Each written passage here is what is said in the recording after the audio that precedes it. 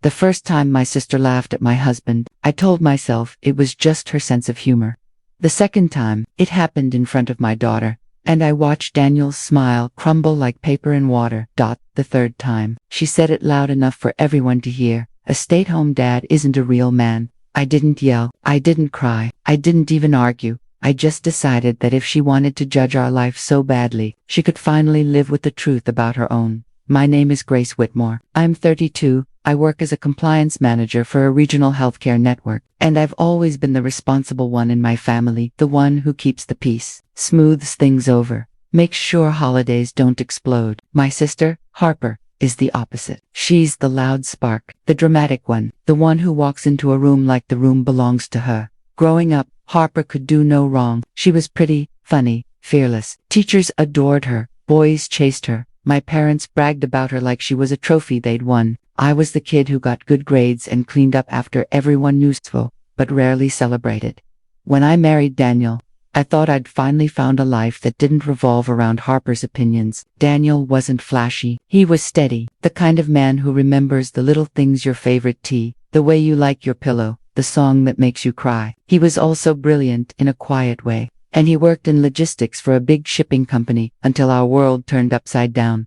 Our son, Caleb, was born with severe asthma. It wasn't the keep an inhaler in your backpack kind. It was the kind that sent us to the ER at 2 a.m. because his chest sounded like it was trying to breathe through a straw. It was monitors, steroids, nebulizers, specialists. It was fear. And when it became clear that one of us needed to be the constant, the one who could respond instantly, who could track medication schedules, who could keep him safe, Daniel didn't hesitate. "I'll stay home," he said one night, while we sat at the kitchen table with hospital discharge papers spread between us like a second mortgage. "Your job is stable. Mine isn't, and you're good at what you do. Grace, let me do this," I argued, not because I didn't trust him, but because I knew what people would say. I knew what Harper would say. Daniel reached across the table and held my hands. "We don't live for their approval," he said. "We live for our son." So we did it. We tightened the budget. I took on more responsibility at work. Daniel became the anchor of our home. He learned everything: how to deep clean the house, to reduce triggers, how to read the weather and predict flare-ups, how to stay calm when Caleb's breathing got shaky. He packed lunches, handled school forms, scheduled appointments, cooked meals that made the kitchen smell like warmth. He was not less, he was everything. But Harper saw it as a weakness she could finally exploit. The first time she mocked him was at my mom's Thanksgiving dinner. The table was covered in food, and Harper arrived late, wearing a tight dress and an expression like she was doing us a favor by showing up. She glanced at Daniel putting Caleb's medication in a small pouch for later, and smirked. "Wow," Harper said, loud enough for everyone to hear. "Daniel, you're like a full-time nanny." My dad chuckled awkwardly. My mom pretended not to hear. I felt the familiar pressure behind my ribs, old, heavy, automatic. Daniel smiled politely. "I'm his dad," he said. "It's my job." Harper lifted her brows. "Sure, but doesn't it bother you that Grace is the one out there, being the provider?" I set my fork down. "Harper, what?" she said, innocent. "I'm just asking." Daniel squeezed my knee under the table. "That silent request again. Please don't." So I swallowed it. After dinner, in the car, Daniel kept his eyes on the road. "She doesn't mean it," I lied. Daniel nodded, but his mouth tightened. "People always mean what they repeatedly say." That sentence followed me around for weeks. The next time Harper did it, it was worse because Caleb was there. It was at my parents' house again, Sunday brunch. Caleb was playing on the rug with his toy trucks, and Daniel was reminding him to take slow breaths, because the air was cold outside and it sometimes made his chest act up. Harper came in carrying a fancy coffee like a prop. She watched Daniel for a moment, then laughed. "Grace," she called out, like she'd just seen something hilarious. "Come look at this. Your husband is doing the mom thing." Caleb looked up, confused. "Daddy's not a mom." Harper leaned down toward him, smiling too bright. "No, honey, Daddy's just different." Daniel's face went pale, not with anger, with hurt, deep, humiliating hurt. I stood up so fast my chair scraped the floor. "Harper, stop." She rolled her eyes. "Oh my God, relax. It's a joke. It's not funny," I said, keeping my voice low because Caleb was watching. "You don't get to make my husband feel small in front of our child."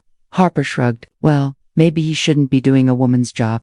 Daniel stared at her, quiet, like he was trying to decide if she was worth a response. Then he stood and lifted Caleb into his arms. "We should go," he said softly. On the drive home, Caleb fell asleep with his head on Daniel's shoulder. Daniel's eyes were shiny, but he blinked like he could erase it. "I'm sorry," he said again. I swallowed hard. "Don't apologize. You did nothing wrong," he exhaled. "I know, but I can't lie. It makes me feel like I'm failing you." That broke something in me. Not loudly, not dramatically, just a crack that spread, because the truth was, Daniel hadn't failed me once. The only person failing anyone was Harper, and she kept doing it because no one ever stopped her. I tried to talk to my mom about it later. "Mom, she's humiliating Daniel," I said over the phone, pacing our living room while Daniel bathed Caleb. My mom sighed like I was making extra work. "Harper has a strong personality, Grace, you know that." "She's being cruel," I said, my voice shaking. "It's not a personality trait. She's under stress," my mom said. "Her job is demanding. So is ours," I snapped. "And we don't treat people like trash." My mom went quiet, then said something that made my stomach drop. "Well, if Daniel worked, maybe she wouldn't have anything to say." I stared at the wall like it had punched me. "Wow," I whispered. "So you agree with her?" "No," my mom insisted quickly. "I just mean people talk. You know how it looks." "How it looks." That's what my family cared about. Not Caleb's health, not Daniel's sacrifice, not the way our home stayed afloat because Daniel held it together with his bare hands. Just how it looked. After that call, I went into the bathroom and cried quietly into a towel so Caleb wouldn't hear. That night, Daniel found me sitting on the edge of our bed, staring at my phone like it had teeth. He sat beside me. "Did you talk to your mom?" I nodded. "She thinks Harper wouldn't tease you if you worked." Daniel's shoulders sagged. "So, they think I'm the problem." I reached for his hand. "No, they think appearances are more important than reality, and I'm done letting them." Daniel studied me like he didn't believe it. "Grace," I took a breath, steadying my voice. "I've been trying to keep peace my whole life. And what has it gotten us? You getting mocked, Caleb getting confused, me swallowing anger until it turns into shame." Daniel looked down. "I don't want you to lose your family." I squeezed his hand. "If my family only loves me when we fit their picture, then maybe I've been losing them for years." A month later, Harper hosted a Christmas party at her condo. My mom insisted we go. "It's Christmas," she said. "Just be there. For the family photos, people will ask. People. Always people. We arrived with a wrapped gift and Caleb bundled in a warm sweater. Harper's place was expensive in the way that felt cold glass, marble, white furniture you weren't supposed to touch. Harper greeted me with air kisses and barely looked at Daniel. Halfway through the party, Harper gathered everyone near the tree to do a gift exchange. Her boyfriend, Jason, stood by her side like an accessory, handsome, smooth, and constantly on his phone. Harper clapped her hands. "Okay. Before we do gifts, I have an announcement." I felt Daniel tense beside me. Something about Harper's tone always sounded like she was about to take credit for oxygen. Harper lifted her chin. "Jason and I are moving in together next month." Everyone cheered. My mom squealed. My dad smiled. Harper basked in it. Then Harper's eyes flicked to Daniel, and I just want to say, I'm so grateful I found a real man who actually has ambition. A couple people laughed softly, nervously. My face went hot. Daniel went still. Harper continued, voice sugary. "I mean, no offense, Daniel. Some people are happy being support staff." There it was, that third time, loud enough, clear enough, public enough. I felt something settle in me like a door locking. I turned to Harper. "No offense," I repeated. Harper blinked, surprised I'd spoken. "Grace, don't get to call my husband support staff," I said, my voice steady but sharp. "You don't get to shame him for keeping our child alive." The room fell silent. Harper's smile stiffened. "Oh my God, I didn't say you did," I said. "You've said it in 100 different ways, and you keep doing it because nobody calls you out." Jason shifted uncomfortably, glancing around like he wanted a different party. Harper laughed, but it was defensive now. "Wow, you're dramatic." "Maybe," I said, "or maybe I'm finally tired." Harper's eyes narrowed. "So what? You're going to lecture me in my own home?" I looked around at the expensive condo, the stage perfection, the people waiting for me to back down like I always did. "No," I said softly, "I'm going to leave." Always did. "No," I said softly, "I'm going to leave." I took Caleb's hand. Daniel followed without hesitation. We walked out into the cold night, and for the first time in years, I felt like I could breathe. In the car, Daniel didn't speak. He just drove, hands firm on the wheel. When we got home, Caleb ran inside and started playing like nothing happened. Daniel leaned against the kitchen counter, his face a mix of relief and worry. "You didn't have to do that," he said quietly. "Yes, I did," I replied. "I should have done it sooner." Daniel swallowed. "She's going to come for you." I gave him a tired smile. "Let her." I didn't plan revenge like a movie villain. I didn't plot in secret with a dramatic soundtrack, but I did something I'd never done before. I stopped being afraid of Harper's power, and I started paying attention. Harper's entire identity was built on being better. Better job, better lifestyle, better relationship, better image. She needed everyone to believe it. She needed it like oxygen. But I knew things, little things I'd brushed off for years, like how Harper constantly borrowed money from my parents, then bragged about her investments, like how Jason avoided talking about work and changed the subject fast, like how Harper loved to judge Daniel for staying home, while her own life was held up by other people's support. A week after the Christmas party, my mom called. "Grace," she said, voice tight, "Harper is devastated. She says you embarrassed her." I let that sit. My mom continued, "You need to apologize." I stared out the window at Daniel in the yard, teaching Caleb how to kick a soccer ball gently so it wouldn't trigger his breathing too hard. "Mom," I said slowly, "did she apologize to Daniel?" Silence. "Mom." I pushed my mom sighed. "She didn't mean then, neither did I said, and hung up before I could lose my nerve. That was when Harper escalated. She posted a joke on social media, a meme about women marrying man-children who don't work. She captioned it, "Could never be me." People liked it. People commented, laughing even a cousin chimed in, "LOL savage." My stomach twisted, but I didn't cry this time. I took a screenshot. Then I got a text from Harper. "Harper, maybe if Daniel got a job you wouldn't be so sensitive." I stared at the words for a long moment. Then I typed back, "Me. Maybe if you learned respect you wouldn't need to tear people down." She didn't respond. 2 days later, my dad called me. That alone was unusual. My dad rarely got involved. "Grace," he said, clearing his throat, "Harper's in a situation." I felt my spine straighten. "What situation?" He hesitated. "Jason. He got fired." I blinked. "Fired?" My dad lowered his voice like he was ashamed. "Apparently he's been out of work for months, and Harper didn't tell anyone. She's been paying for everything. She's also behind on her condo payments." I felt a strange mix of anger and sadness, not because Harper was struggling but because she'd been mocking Daniel while hiding her own reality. "How do you know?" I asked. Dad sighed. "She asked us for help. Again. A memory flashed of Harper, at that Christmas party, calling Daniel's support staff, standing in her expensive condo like she'd earned it all herself. "Does Mom know?" I asked. "Your mother is furious," Dad admitted, "but Harper says it's private."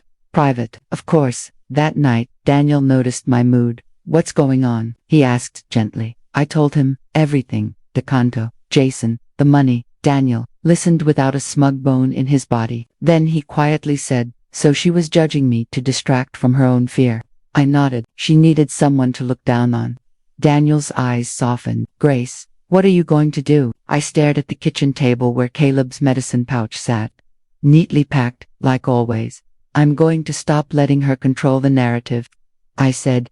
The next week, my parents invited me over, not for fun, not for family, for pressure. Harper was there when I arrived, sitting on the couch with her arms crossed, face stiff. Jason wasn't with her. For once, she didn't look polished. Her hair was pulled back, her eyes tired. She didn't greet me. My mom started immediately. "Grace, we need to fix this."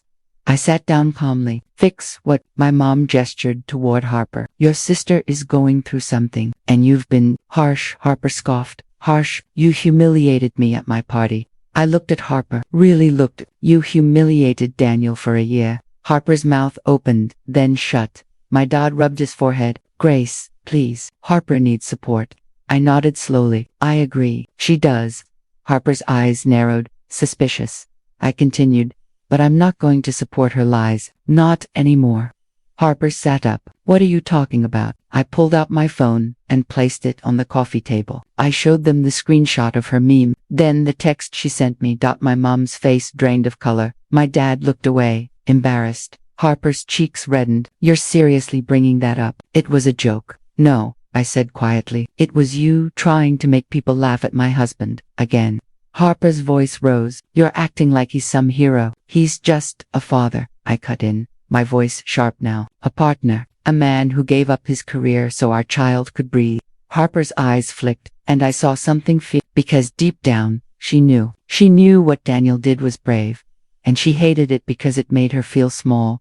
I leaned forward. You don't get to call him less while you're quietly asking mom and dad to cover your bills.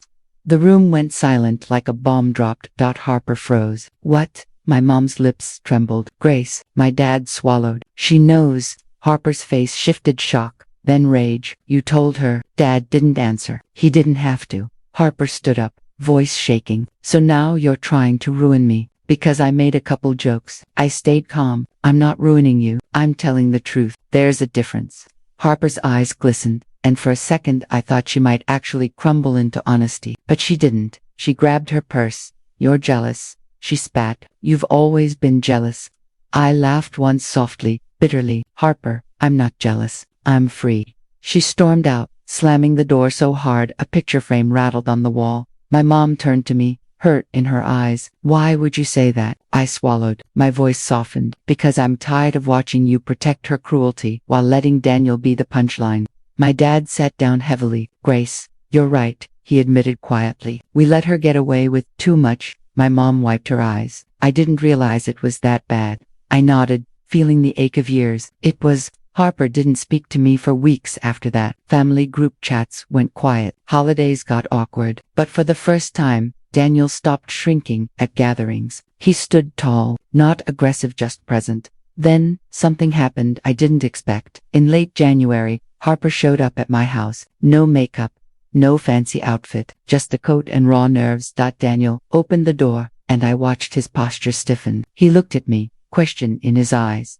I nodded. It's okay. Harper stood on my porch like she wasn't sure she deserved the steps. I need to talk, she said, voice small. I stepped outside, pulling the door mostly closed behind me, leaving Daniel inside with Caleb. Harper's eyes flicked down. I messed up. I didn't respond. I'd learned not to rescue her from silence. Harper swallowed. Jason left. He blamed me for everything. And I can't keep pretending I'm fine. Her voice cracked. I felt a pang, not of triumph, but of something older. The little girl who always wanted Harper to be kind. Harper continued. I've been angry, and I think I aimed it at Daniel because he actually did something real. He chose his family, and people respect him for it.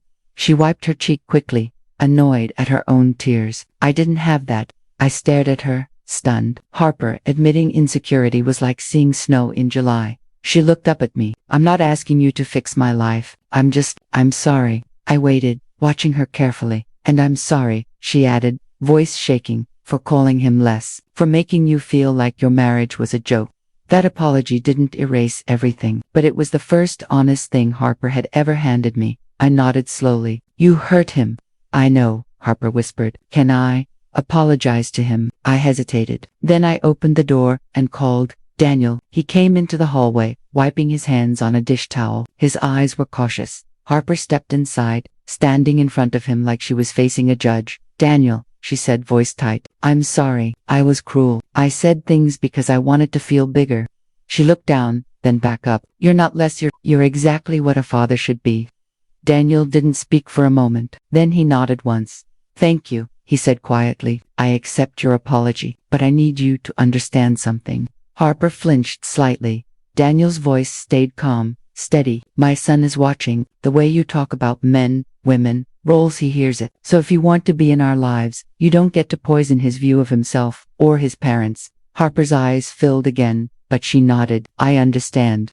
That was the real consequence. Not losing a deal or getting embarrassed at a party. It was being forced to face who she'd become, decide if she wanted to change. Harper left after that, quieter than she arrived, and life didn't become perfect, but it became clearer. We saw my parents again, a few weeks later. Harper was different, not sweet, not suddenly saintly, but less sharp, less performative. She didn't make jokes about Daniel. When Caleb asked Daniel to help him with his breathing exercises, Harper watched in silence, then said softly, You're really good at that. Daniel nodded once. I've had practice, and Harper didn't laugh. Later that night when we got home, Daniel wrapped his arms around me in the kitchen and kissed my forehead. "You okay?" he asked.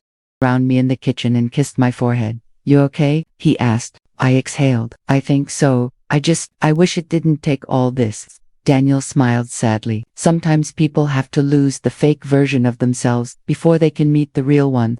I looked at him, full of love and pride. "I'm sorry I didn't defend you sooner." He shook his head. "You did it when it mattered, and you didn't do it with cruelty. You did it with truth, and that's the thing I want you to remember. Revenge doesn't always have to be screaming or destruction. Sometimes revenge is refusing to stay silent, refusing to let someone rewrite your story, refusing to let love be treated like a weaknesses. So if you've ever been judged for the choices that keep your family standing, if you've ever watched someone you love get mocked for doing the right thing, I want you to know you're not alone.